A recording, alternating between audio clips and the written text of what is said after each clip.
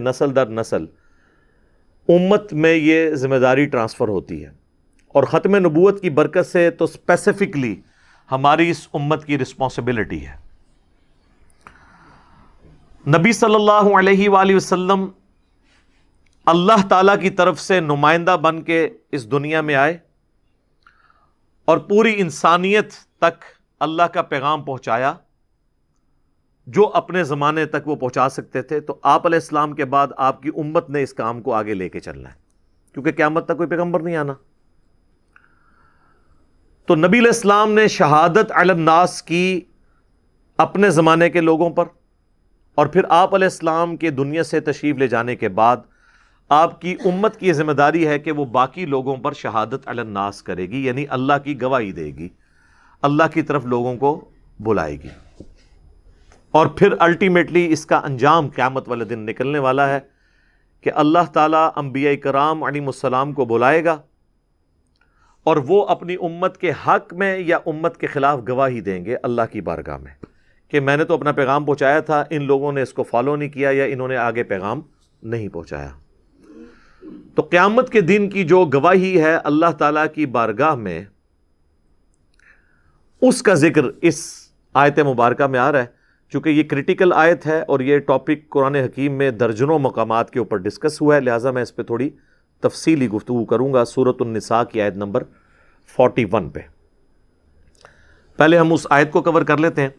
اعوذ باللہ من الشیطان الرجیم، بسم اللہ الرحمن الرحیم۔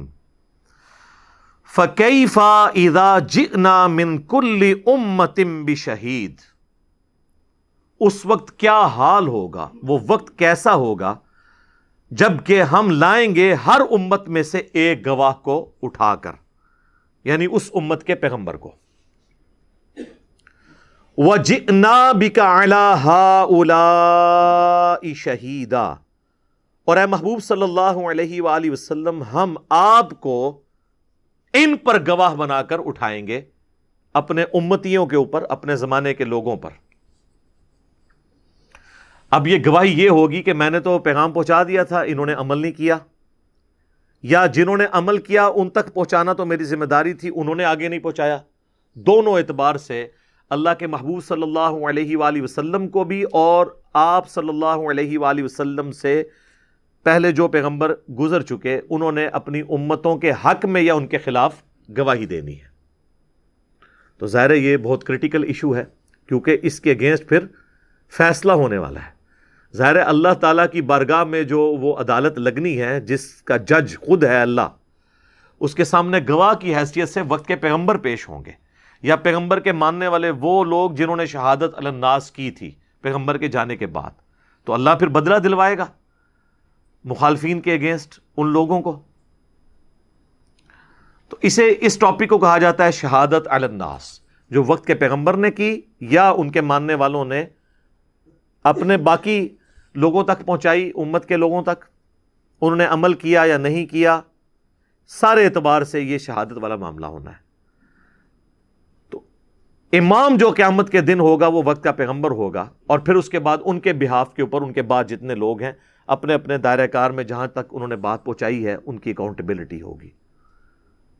اس ٹرم کو ہم کہتے ہیں شہادت علی الناس۔ ظاہر ہے اس کا پھر انجام کیا ہونے والا ہے وہ اس کے ساتھ ہی اگلی آیت میں ہے۔ یومئذ یود الذین کفروا، اس دن پھر جو انکار کرنے والے لوگ ہیں، وعصوا الرسول، اور رسول اللہ کی نافرمانی کرنے والے لوگ، اس میں مسلمان بھی شامل ہیں اور کافر بھی۔ پچھلے دنوں بھی میری ایک ویڈیو اپلوڈ ہوئی ہے جس کا عنوان تھا کافر ورسز مسلم کافر۔ کافر تو کافر ہے، مسلم بھی کافر ہو سکتا ہے اپنے عمل میں، عقیدے میں مسلمان ہو لیکن عملاً کافر ہو۔ تو یہاں پہ اللہ نے دونوں چیزوں کا ذکر کیا کہ رسول کا انکار کرنے والے اور ان کی نافرمانی کرنے والے۔ نافرمانی کرنے والوں میں صرف کفار تو نہیں ہوں گے، مسلمان بھی ہوں گے۔ تو اللہ تعالیٰ فرما رہا ہے اس دن وہ تمنا کریں گے، لو تسوا بہم الارض، کاش ان کو زمین میں دبا دیا جائے اور زمین برابر کر دی جائے، جان چھوٹ جائے، انہیں زندہ ہو کر جواب ہی نہ دینا پڑے۔ اللہم لا تجعلنا منہم، آمین۔ ولا یکتمون اللہ حدیثا، اور پھر وہ اللہ سے کوئی اپنی بات چھپا بھی نہیں سکیں گے۔ دنیا کی عدالت کو تو آپ دھوکہ دے سکتے ہیں، دنیا میں تو آپ وقت کے پیغمبر کو بھی دھوکہ دے سکتے ہیں اپنی چکنی چپڑی باتوں سے۔ سورہ توبہ کا ٹاپک یہی ہے کہ نبی آپ کو آ کے بہانے کر رہے ہیں، آپ ان سے راضی بھی ہو جائیں، اللہ کو تو یہ دھوکہ نہیں دے سکتے، اللہ کو تو پتہ ہے ان کے دل کا حال کیا ہے۔ تو اللہ تعالیٰ ہمارا کوئی پھر چھپا نہیں سکے گا، یعنی یہ سارے لولے لنگڑے لیم ایکسکیوزز بہانے یہ دنیا میں چلیں گے، اللہ کی بارگاہ میں کسی کا کوئی بہانہ قبول نہیں ہوگا۔ وقت کے پیغمبر کا جنہوں نے انکار کیا یا مان تو لیا لیکن ان کی نہیں مانی، رسول کو مانا لیکن رسول کی نہیں مانی، تو نبی صلی اللہ علیہ وآلہ وسلم قیامت والے دن ان کے خلاف گواہی دیں گے۔ اب اس کو بعض لوگوں نے اس چکر میں لے لیا کہ جی وہ قیامت تک آنے والے سارے مسلمانوں کے نامہ اعمال سے چونکہ وقت کا پیغمبر واقف ہے لہٰذا وہ تبھی تو گواہی دے گا،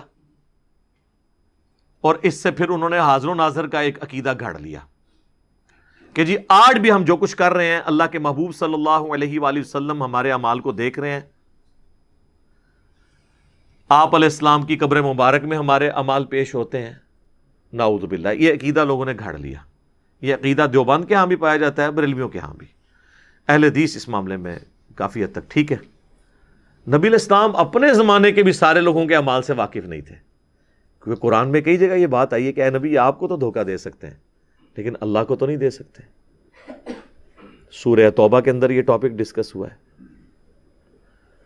اور پھر آپ دیکھیں علم الغیب کے حوالے سے اگر میں ڈسکشن کروں تو بڑا لمبا ٹاپک ہے، آپ میری ویڈیو دیکھ لیجئے گا، اس میں نے کئی ایک آیات قرآن سے پیش کی ہیں کہ نبی کا علم الغیب یہ ہوتا ہے جو اللہ ان کو بتاتا ہے، بس اس سے بڑھ کر نہیں ہوتا، اور اللہ نہ بتائے تو نہیں ہوتا۔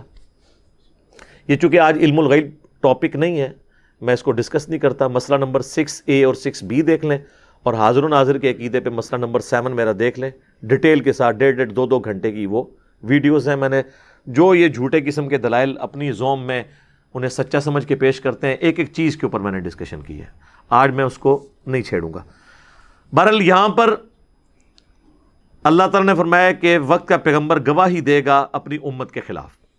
اسی کانٹیکسٹ میں یہ جو آیت آئی فَكَيْفَ إِذَا جِئْنَا مِن كُلِّ أُمَّةٍ بِشَهِيدٍ، وہ کیا وقت ہوگا کہ جب ہم ہر امت میں سے ایک گواہ کو اٹھائیں گے اور نبی علیہ السلام کو اپنی امت کے خلاف گواہی دینے کے لیے اٹھائیں گے۔ اس آیت کے کانٹیکسٹ میں ایک حدیث ہے جو صحیح بخاری اور صحیح مسلم دونوں میں ہے۔ سیدنا عبداللہ ابن مسعود رضی اللہ تعالیٰ عنہ کہتے ہیں کہ ایک دن نبی صلی اللہ علیہ وآلہ وسلم اپنے ممبر پر تشریف فرما تھے تو آپ نے مجھے آواز دے کر اپنے پاس بلایا اور کہا عبداللہ میرے قریب آؤ اور مجھے قرآن سناؤ۔ تو انہوں نے عرض کیا اللہ کے نبی علیہ السلام قرآن تو آپ پہ نازل ہوا ہے، میں آپ کو قرآن سناؤں؟ تو آپ نے فرمایا کہ مجھے دوسروں سے سن کر لطف آتا ہے۔ تو نبی علیہ السلام ممبر پہ تھے، عبداللہ ابن مسعود نیچے بیٹھے ہوئے تھے، تو انہوں نے سورۃ النساء کی تلاوت شروع کر دی، اور جب اس آیت پہ پہنچے نا فَكَيْفَ إِذَا جِئْنَا مِن كُلِّ أُمَّةٍ بِشَهِيدٍ وَجِئْنَا بِكَ عَلَى هَؤُلَاءِ شَهِيدًا، تو نبی علیہ السلام نے کہا عبداللہ بس کرو، عبداللہ بس کرو، عبداللہ بس کرو۔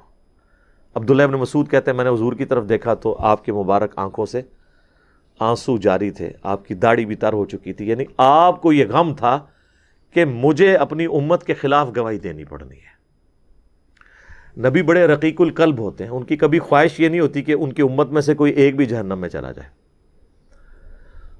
تو نبی علیہ السلام آپ دیکھیں آپ کے اندر انتقام کا جذبہ نہیں ہے، حالانکہ تو خوشی کا مقام ہے کہ آپ کو قیامت والے دن اپنے دشمنوں کے اگینسٹ گواہی دینی ہوگی اور اس کے اگینسٹ ان کو سزا ملے گی۔ ہم لوگ ہوں تو اس بات پہ خوش ہوں، اور نبی علیہ السلام اس پہ غمگین ہو رہے ہیں کہ ایسا وقت بھی آنا ہے کہ مجھے اپنی امت کے خلاف گواہی دینی ہے، یعنی یہ بدبختی پہ تلے ہوئے لوگ جہنم میں جا رہے ہوں گے، جو بخاری اور مسلم دونوں میں حدیث ہے۔ اللہ کے محبوب صلی اللہ علیہ وآلہ وسلم نے فرمایا کہ تم لوگ پتنگوں کی طرح آگ پہ گرتے ہو، اور میں تمہارے کمر بند سے پکڑ پکڑ کے تمہیں آگ سے دور لے کے جاتا ہوں. یعنی تمہاری تو پوری کوشش ہے کہ تم آگ پہ جا کے گر جاؤ، لیکن میں تمہیں پکڑ پکڑ کر جنت کے راستے کی طرف لے کے جا رہا ہوں، جہنم کی آگ سے دور لے کے جا رہا ہوں. لیکن اس کے باوجود کہ آپ نے سارا پیغام بھی پہنچا دیا، آپ اتنے غمگین ہیں کہ مجھے اپنی امت کے خلاف گواہی دینی پڑے گی قیامت والے دن. ایسا وقت بھی آنا ہے. امت بے فکر بیٹھی ہوئی ہے، امت کہہ رہی ہے کچھ بھی نہیں ہوگا. جس طرح میرے بھائیو، اس کانٹیکسٹ میں ایک اور آیت ہے سورۃ الاعراف کی آیت نمبر 6،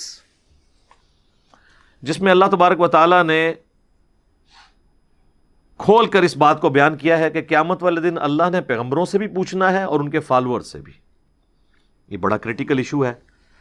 اسی والے سے پچھلے دنوں میری ایک ویڈیو بھی اپلوڈ ہوئی ہے، کیا قیامت والے دن انبیاء کا حساب بھی ہوگا. اس کانٹیکسٹ میں نے یہ آیت کوٹ کی تھی، فَلَنَسْأَلَنَّ الَّذِينَ أُرْسِلَ إِلَيْهِمْ، ہم ضرور پوچھیں گے ان لوگوں سے جن کی طرف ہم نے پیغمبروں کو بھیجا. وَلَنَسْأَلَنَّ الْمُرْسَلِينَ، اور ہم ضرور پوچھیں گے مرسلین کو بھی، رسولوں کے بھی، کہ تم نے میرا پیغام پہنچایا تھا. ان کی اکاؤنٹیبلٹی بھی ہوگی، اور جن تک بات پہنچی ان کی بھی اکاؤنٹیبلٹی ہوگی کہ انہوں نے پیغام پہنچایا، اور اگر پہنچایا تھا تو تم نے قبول کیوں نہیں کیا. یہی جو ٹاپک ہے شہادت علی الناس، اس حوالے سے ایک اور کریٹیکل آیت ہے جو 2 جگہ آئی ہے مختلف انداز میں. سورۃ الحج میں بھی آئی ہے آخری آیت، اور سورۃ البقرہ کی آیت نمبر ہے 143. ہم دونوں میں سے ایک کو ہی کور کر لیتے ہیں. سورہ بقرہ کی آیت نمبر 143، وَكَذَلِكَ جَعَلْنَاكُمْ أُمَّةً وَسَطًا، اور بالکل اس طریقے سے ہم نے تمہیں معتدل امت بنایا. لِتَكُونُوا شُهَدَاءَ عَلَى النَّاسِ، تاکہ تم لوگوں پر شہادت دو اللہ کی، ان پر گواہ بن جاؤ. وَيَكُونَ الرَّسُولُ عَلَيْكُمْ شَهِيدًا، اور قیامت والے دن رسول اللہ تم پر گواہ بن جائے. دنیا میں بھی ہیں، قیامت والے دن بھی. اب یہ ایسا مقام ہے کہ جہاں پر اعلیٰ حضرت امام احمد بریلوی صاحب نے کنز الایمان میں ترجمہ ٹھیک کیا. وہ جہاں سورہ الاحزاب میں آیت آتی ہے نا، انا ارسلناک شاہدا ومبشرا ونذیرا، تو وہاں انہوں نے شاہد کا ترجمہ کر دیا حاضر و ناظر. لیکن قرآن میں تو کوئی ڈنڈی مار ہی نہیں سکتا. یہاں پر اسی لفظ شہید کا، شاہد، یہ دونوں کا روٹ ورڈ ایک ہی ہے. یہاں پہ انہوں نے ترجمہ کیا گواہ، کیونکہ اگر یہاں پہ حاضر و ناظر ترجمہ کر دیتے تو یہ ترجمہ یوں بننا تھا، ہم نے تمہیں معتدل امت بنایا تاکہ تم باقی انسانوں پر حاضر و ناظر ہو جاؤ اور رسول اللہ تم پر حاضر و ناظر ہو جائے. پوری امت ہی حاضر و ناظر بن جاتی. یہاں ان کو ماننا پڑا کہ یہ شہادت علی الناس ہے، ڈنڈی نہیں کوئی مار سکتا. یہاں پہ انہوں نے گواہ ترجمہ کیا. اور سورہ نساء کی آیت نمبر 41 میں بھی انہوں نے ترجمہ گواہ ہی کیا، حاضر و ناظر نہیں کیا.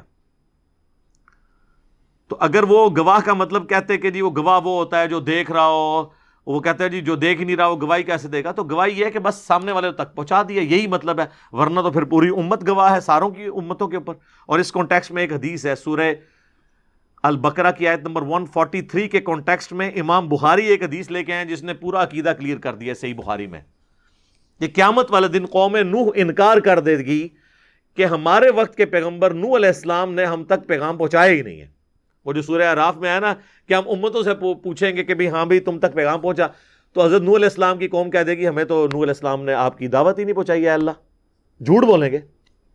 تو نبی صلی اللہ علیہ وآلہ وسلم کے الفاظ ہیں صحیح بخاری میں کہ جب وہ انکار کریں گے تو میری امت حضرت نوح علیہ السلام کے حق میں گواہی دے گی کہ نوح علیہ السلام نے پیغام پہنچا دیا تھا اللہ کا ان کی امت تک.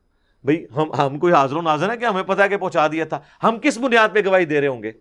قرآن کی. کہ قرآن میں آیا ہے نا کہ نوح علیہ السلام نے پیغام پہنچایا ہے. سورہ نوح آئی ہے، سورہ ہود ہے، سورۃ الاعراف ہے، سورہ یونس ہے، اتنا ذکر نوح علیہ السلام کا ڈیٹیل کے ساتھ آیا. تو ہم اس بنیاد پہ یہ بات کریں گے. اور اگر شہید کا مطلب یہ حاضر و ناظر لیں گے تو پھر بڑا خطرناک معاملہ ہو جائے گا، کیونکہ یہ شہید کا لفظ تو سورۃ المائدہ کے آخری رکوع میں حضرت عیسیٰ علیہ السلام کے لیے بھی آیا ہے، جہاں حضرت عیسیٰ اور اللہ کی گفتگو ہے.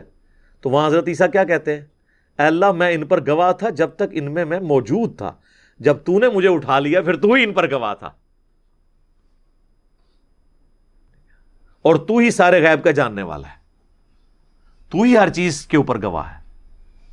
اور اسی آیت کے کانٹیکسٹ میں ایک حدیث ہے بخاری اور مسلم دونوں میں، سورۃ المائدہ کی اس آیت کے کانٹیکسٹ میں، کہ اللہ کے محبوب صلی اللہ علیہ وآلہ وسلم فرماتے ہیں قیامت والے دن میرے کچھ اصحاب کو لایا جائے گا، میں انہیں حوض کوثر پہ جب مشروب پلانے لگوں گا اور میں جب ان کی طرف بڑھوں گا تو ان کے اور میرے درمیان ایک آڑ قائم کر دی جائے گی، مجھے روک دیا جائے گا، تو میں کہوں گا اصحابی اصحابی، یہ تو میرے ساتھی ہیں، یہ تو میرے اصحاب ہیں۔ تو فرشتے پھر آپ کو بتائیں گے کہ اللہ کے نبی آپ کو نہیں پتا، آپ کے بعد یہ دین سے الٹے قدم پھر گئے تھے اور انہوں نے دین میں بدعتیں جاری کر دی تھی۔ تو آپ علیہ السلام فرماتے ہیں میں کہوں گا سحقن سحقن لمن غیر بعدی، سحقن سحقن لمن بدل بعدی، ان پہ پھٹکارو، ان کو مجھ سے دور کر دو جنہوں نے میرے بعد میرے دین کو بدل دیا۔ اچھا حضور یہ نہیں کہیں گے خیر ہے جی میرے ہی نے معاف کر دو، ہم تو یہ کہتے ہیں نا کچھ بھی ہیں تیرے محبوب کی امت سے ہیں۔ اس شعر کو آپ دیکھیں، سب سے زیادہ محبوب کے ساتھ حقدار تو آپ کے ساتھی تھے نا، تو حضور یہ نہیں کہیں گے کچھ بھی ہے اللہ ہے تو میری امت سے ہے نا، میں ان کی سفارش کرتا ہوں، نہیں، حضور کہتے ہیں میں کہوں گا ان کو مجھ سے دور کر دو جنہوں نے میرے بعد میرے دین کو بدل دیا۔ اور پھر نبی علیہ السلام کہتے ہیں کہ اس وقت میں بھی اللہ کے حضور وہی بات کروں گا جو عبد صالح عیسیٰ ابن مریم کہیں گے اپنے فالورز کے بارے میں۔ پھر نبی علیہ السلام نے سورۃ المائدہ کی وہ آیت تلاوت کی، حضرت عیسیٰ علیہ السلام جو کہیں گے نا وہی الفاظ نبی علیہ السلام کہتے ہیں میں بھی دہراؤں گا اللہ تعالیٰ کی بارگاہ میں۔ وہ کیا ہے؟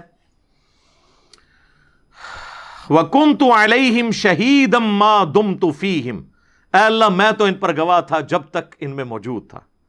فَلَمَّا تَوَفَّيْتَنِي، اور جب تو نے مجھے اٹھا لیا، كُنْتَ أَنْتَ الرَّقِيبَ عَلَيْهِمْ، پھر تو ہی ان پر گواہ تھا نا، وَأَنْتَ عَلَى كُلِّ شَيْءٍ شَهِيدٌ، اور تو ہی ہر چیز کے اوپر گواہ ہو سکتا ہے نا۔